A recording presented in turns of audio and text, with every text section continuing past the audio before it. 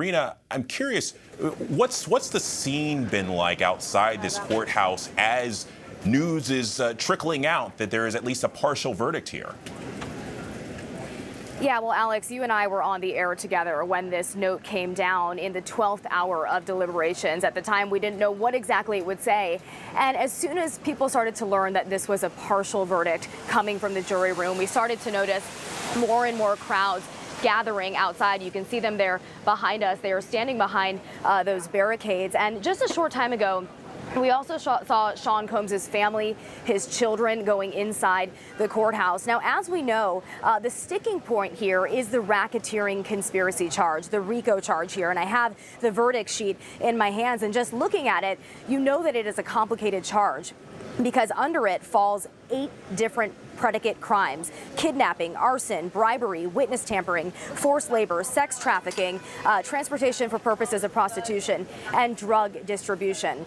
Now, as we know, the jury sent a note yesterday asking for clarity on that drug charge. They wanted to know if somebody asking for drugs before they receive them should change how they consider that drug allegation. The judge simply referred them back to the original instructions on drug distribution, which essentially says that if somebody hands over or delivers a drug to somebody and it doesn't require a sale, that is distribution, essentially. So that seems to be one of the sticking points here. That was something that they were clearly parsing through.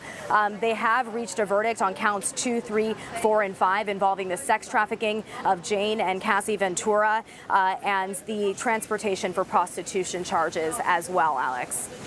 Well, and Reena, one of the other notes that that went to the judge, it was a question about juror number 25. He's a PhD in molecular biology, lives in Midtown, and I also believe that, you know, as a profession, he's a veterinarian, but that note said that we are concerned that juror 25 cannot follow your honor's instruction.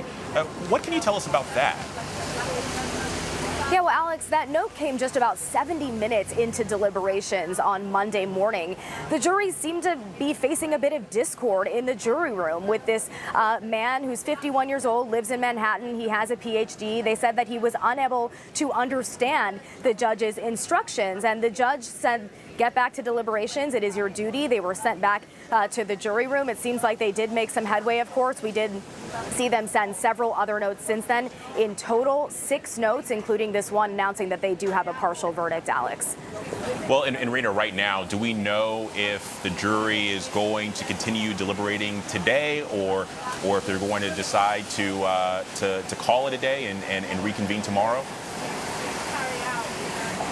Well, right now, that is still up in the air. It seems like they are still trying to figure out the next steps here. We know that both sides do want them to continue deliberating, and the judge plans to tell them to do so. The jury sent a note saying that there are unpersuadable opinions on both sides when it comes to this RICO charge. So we are standing by out here waiting to see how this all unfolds, whether they'll stay here tonight or whether they'll be right back here tomorrow morning, as they have been for more than 6 weeks at this point, Alex.